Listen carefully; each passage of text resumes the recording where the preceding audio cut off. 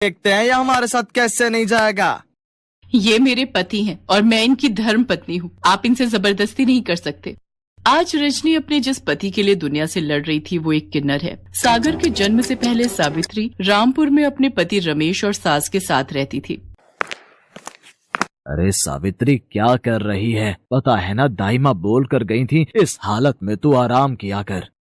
यही बात तो इसे मैं बोलती रहती हूँ पर ये सुनती ही कहाँ है। मेरी मैया, अम्मा जी, बहुत तेज दर्द उठ रहा है। लगता है बहू के बच्चे का दर्द छिड़ गया है। रमेश, जल्दी से दाई माँ को बुला कर ले आ। अम्मा, तुम सावित्री को संभालो, मैं अभी लेकर आता हूँ। रमेश दाई माँ को लेकर आता है। वो और उसकी माँ दोनों बाहर इंतजार कर रहे थे। तभी दाई माँ बाहर आती हैं। उनका मुंह उतरा हुआ था। क्या बात है सुशीला, तेरा मुंह क्यों लटका हुआ है? बहू और बच्चा ठीक तो है? अब मैं क्या ही बोलूं अम्मा जी, तुम्हारे पिछले जन्मों का कर्म कह लो या इस जन्म की कोई भूल कह लो, तुम्हारी बहू ने एक किन्नर को जन्म दिया है। क्या? ये तू क्या कह रही है सुशीला? सावित्री बहू ने किन्नर को जन्म दिया है? सत्यानाश हो, जन्म भी दिया तो एक किन्नर को।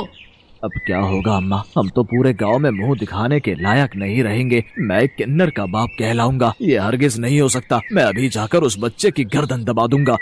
दाई माँ वहाँ से चली जाती है। रमेश गुस्से में सावित्री के पास जाता है और उस बच्चे का गला दबाने लगता है। नहीं नहीं, ऐसा मत करो। ये जैसा भी है, जो भी है, बदनसीब मेरी औलाद है। मेरी कोख से मैंने इसे जन्म दिया है। इसे मत मारो, छोड़ दो मेरे बच्चे को।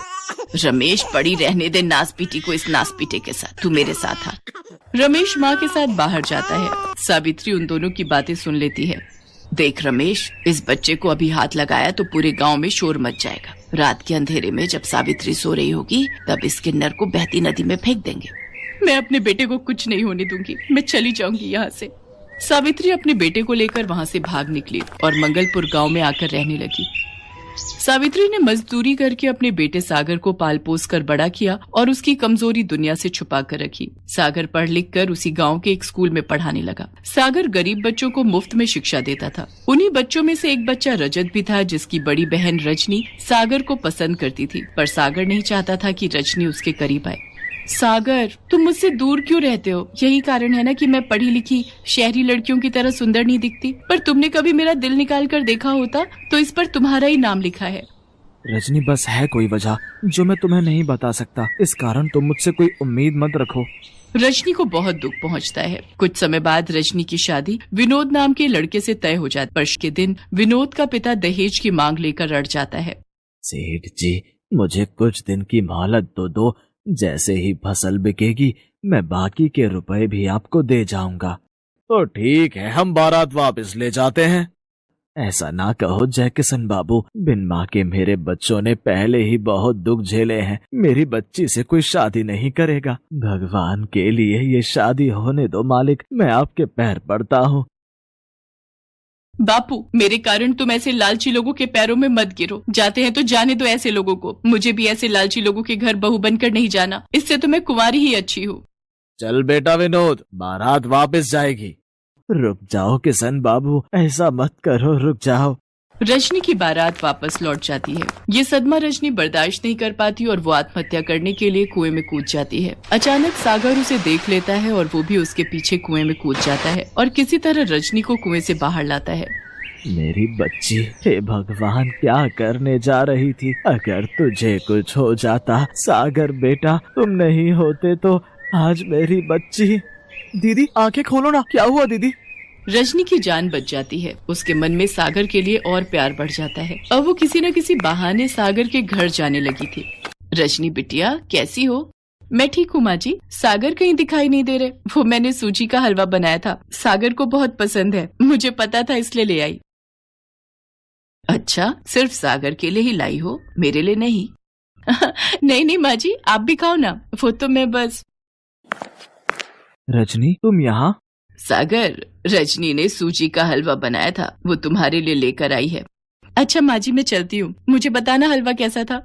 रजनी शर्माते हुए वहाँ से चली जाती है, पर सागर सावित्री से कहता है, माँ, रजनी मेरी सच्चाई नहीं जानती। मैं नहीं चाहता मेरे कारण उसकी जिंदगी खराब हो। मैं जहाँ तक समझ पा रहा हूँ वो मेरे लिए अपने मन में कुछ अलग ही सोच रही है। मैं चाहता हूँ वो मुझसे दूर रहे। ये बात वो नहीं जानती कि मैं एक किन्नर हूँ। मैं एक साधारण इंसान की तरह उसके काबिल नहीं हूँ। सागर को लगा था कि रजनी वहाँ से जा चुकी है, पर रजनी तो दरवाजे की ओट में खड़ी सारी बातें सुन लेती है। उसके पैरों से जमीन खिसक जाती है और उसकी आंखें आंसुओं से भर जाती हैं। वो सारी रात सागर के बारे में ही सोचती रही। अगले दिन रजनी उठी और वो सागर के घर पहुंची और सावित्री के पैर छूकर बोली, माँ जी, क्या आप मुझे बहू के रूप में स्वीकार करेंगी? रजनी, तुम सागर के बारे में कुछ नहीं जानती। सागर, माँ जी, मैंने कल आपकी और सागर की सारी बातें सुन ली थी। सागर की सच्चाई जानने के बाद मेरे दिल में सागर के लिए और प्रेम बढ़ गया है। सागर मेरे लिए पूरी तरह से मेरे पति बनने लायक हैं। सागर का दिल बहुत साफ है। जो लड़का पिताजी ने मेरे लिए देखा था वो लोग तो लालची निकले। घटिया लड़के से शादी करने से अच्छा है सागर जैसे नेक दिल इंसान से शादी करूं। मैं सागर को पसंद करती हूँ और मैं उन्हीं से शादी करूंगी। जुग जुग जियो मेरी बच्ची, तुमने मेरे बच्चे की जिंदगी में खुशियों के रंग भर दिए। सागर को भी सारी सच्चाई पता चलती है। रजनी के अटूट प्रेम को देखकर सागर उससे शादी के लिए हाँ कह देता है और रजनी की शादी सागर के साथ हो जाती है। एक दिन सावित्री का पति रमेश उस गांव में आता है और वो सावित्री और सागर को एक दुकान पर खड़ा देख लेता है। सावित्री सागर के साथ घर की तरफ निकलती है तो रमेश उस दुकानदार के पास जाता है। भैया, ये जो अभी एक औरत तुम्हारे से सामान लेने आई थी, ये कौन है? ये तो सावित्री बहन है और साथ में उनका बेटा सागर है, स्कूल में मास्टर है। अभी अभी शादी हुई है इसकी। ये कैसे हो सकता है? मेरा बेटा तो किन्नर था, एक किन्नर पति कैसे बन सकता है? जरूर सावित्री ने इसके किन्नर होने की बात सबसे छुपा कर रखी है। अगर मैं शहर में किन्नर को जाकर ये सच्चाई बता दूं तो वो इसे उठा कर ले जाएंगे और बदले में मुझे अच्छे खासे पैसे दे देंगे। मेरे तो मजे ही आ जाएंगे। रमेश सागर का सगा बाप होने के बावजूद भी इतनी घटिया हरकत करता है कि वो शहर जाकर किन्नरों को सागर की सच्चाई बता देता है और उनसे बदले में 50,000 रुपए ले लेता है। सभी किन्नर सागर को लेने गांव पहुंच जाते हैं। रजनी उस समय अपने पिता के घर गई हुई थी। सब गांव वाले भी सच्चाई को जान जाते हैं। हाय हाय, मैं भी देखती हूँ तू कैसे हमारे साथ नहीं जाएगा।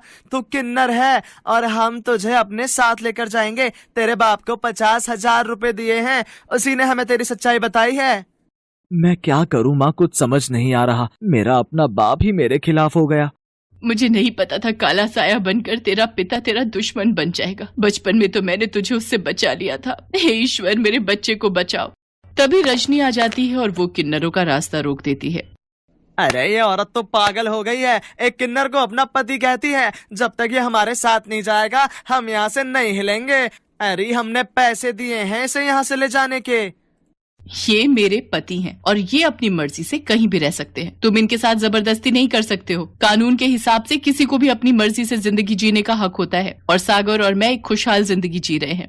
गांव वाले रजनी के साहस की प्रशंसा करते हैं और सब उसका साथ देते हैं। गांव वाले जानते थे कि सागर एक भला इंसान है। सब गांव वाले मिलकर पैसे इकट्ठे करते हैं और किन्नरों को पकड़ाते हैं।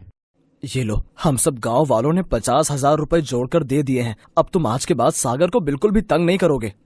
हाँ हाँ, हम क्यों तंग करेंगे। अब जब हमारे पास पैसे हमें मिल गए हैं तो हमारा यहाँ रुकने का कोई फायदा नहीं है। पर जाते जाते मैं इतना ही कहूंगी, रजनी जैसी पत्नी जिसके साथ हो उसका कोई बाल बाका नहीं कर सकता। तुम दोनों हमेशा खुश रहना। मेरा आशीष तुम्हारे साथ है। चलो री चलो, बस निकल जाएगी, समय से शहर पहुँचना है।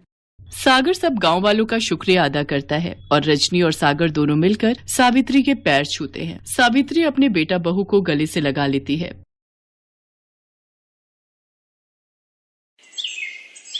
चांदनी अपनी माँ शोभा और भाई मोहित के साथ अलीगढ़ में रहती थी। चांदनी एक किन्नर थी। मोहित मालिनी नाम की एक लड़की से प्यार करता था और उससे शादी करके घर ले आता है। एक दिन, माँ जी, अगर चांदनी एक किन्नर है तो आपने इस बात को छुपाकर क्यों रखा हुआ है? आपको पता है किन्नर सिर्फ अपने समाज के लोगों के साथ ही रहते हैं। मालिनी बहू, चांदनी मेरी बेटी है, मेरे दिल का टुकड़ा है और दिल को काटकर भला मैं कैसे फेंक दूं? आज कह दिया, अब आगे से ना कहना।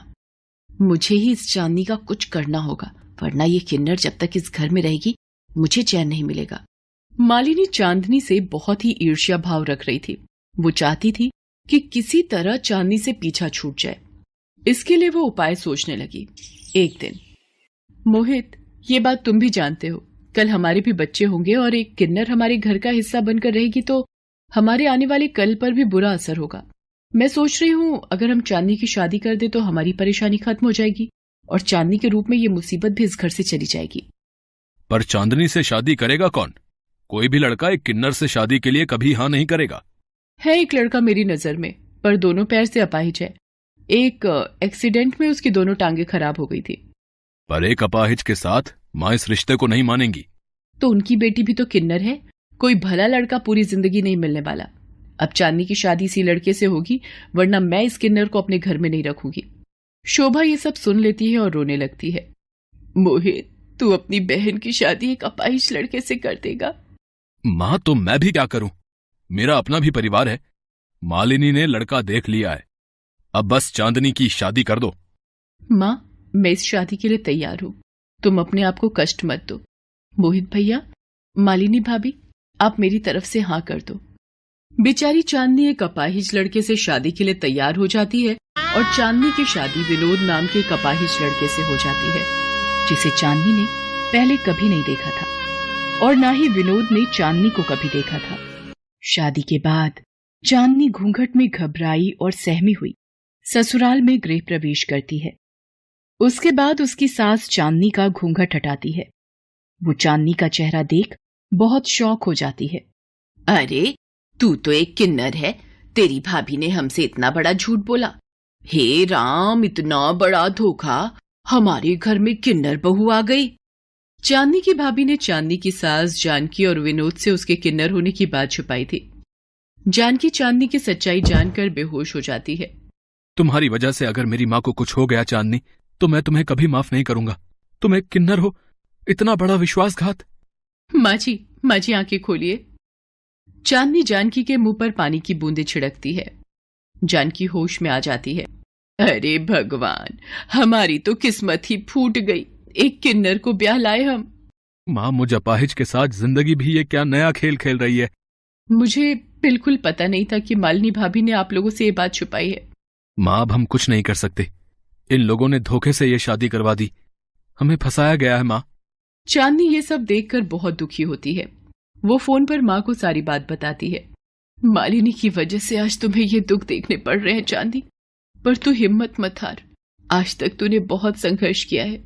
मुझे पता है तू अपने स्वभाव से इन सब का दिल जीत लेगी। चांदनी चाहती थी कि विनोद की देखभाल कर पाए, पर जानकी और विनोद चांदनी से बात ही नहीं करते थे। माँ जी, मैं रसोई में कुछ मदद करूं आपकी? आप अकेले इतना काम करते हो। कोई जरूरत नहीं है कुछ भी हाथ लगाने की। एक किन्नर के हाथ का भोजन नहीं करना हमें, समझी? चांदनी रोते हुए अपने कमरे में चली जाती है। एक दिन माँ, गांव की जमीन बेचकर भी जो पैसे मिले थे, धीरे धीरे सब खत्म हो रहे हैं। किस्मत ने मुझे अपाहिज बना दिया है। कहां से आगे का गुजारा होगा समझ नहीं आ रहा। विनोद, तू परेशान मत हो, मैं कोई काम ढूंढ लेती हूँ जिससे थोड़ा सहारा तो मिलेगा। माँ, तुम इस उम्र में काम ढूंढोगी? नहीं माँ, मैं तुम्हें इस उम्र में काम नहीं करने दूंगा। काश मेरे पास अपने इलाज के लिए पैसे होते तो मैं ये दिन तुम्हें ना देखने देता।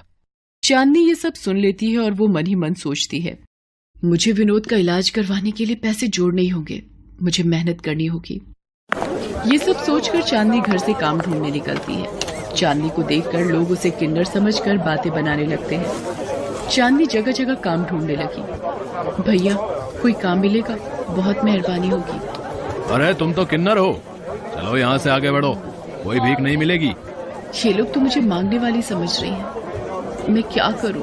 भगवान, मेरे किन्नर होने पर ये लोग मुझे नफरत भरी निगाहों से देख रहे हैं। मेरी मदद करो भगवान। मम्मी, मुझे मम्मी के पास जाना है। Mummy, mummy.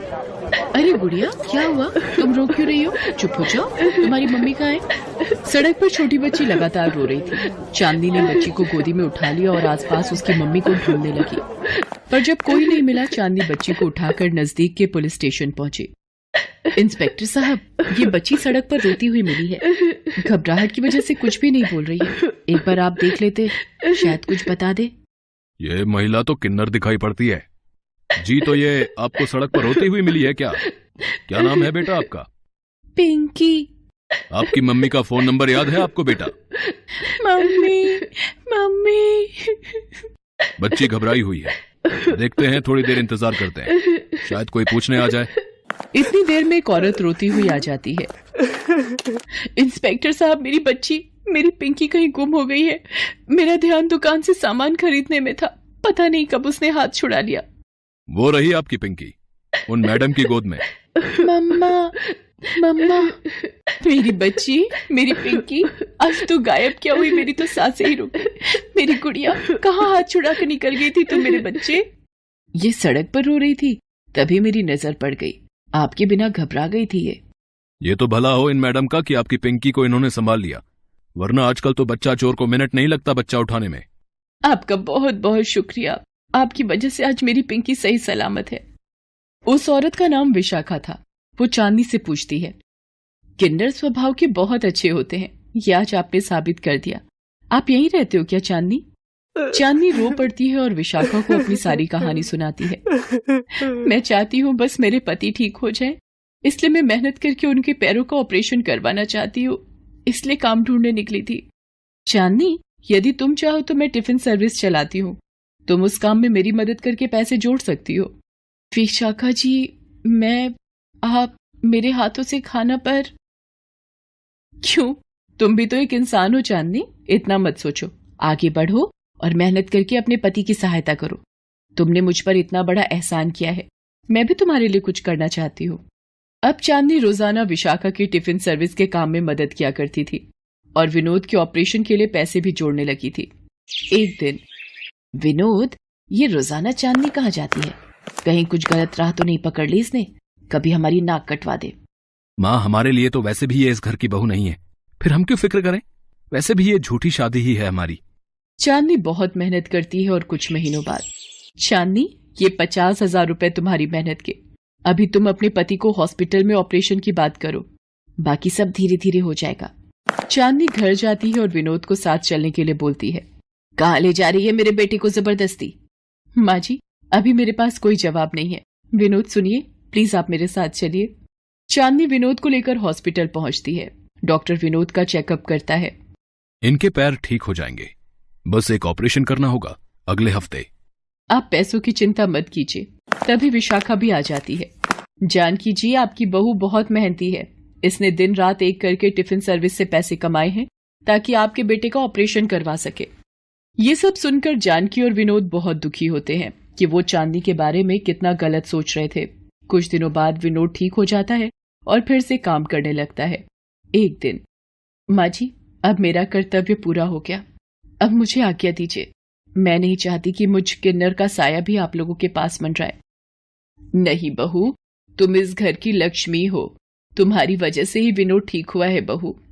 चांदनी, क्या इसीलिए 7 फेरे लिए थे और सारी उम्र साथ निभाने का वादा किया था कि एक दिन मुझे छोड़कर चली जाओ? नहीं विनोद जी, नहीं। माँ जी, मैं भी आप लोगों के बिना नहीं रह सकती। उस दिन के बाद जानकी ने चांदनी को बहू का दर्जा दे दिया। विनोद भी उसे अब अपनी पत्नी मान चुका था। पूरे समाज के सामने जानकी और विनोद ने चांदनी को अपने घर के सदस्य माना। ये बात जब चांदनी की माँ को पता चली तो वो भी बहुत खुश थी। मोहित और मालिनी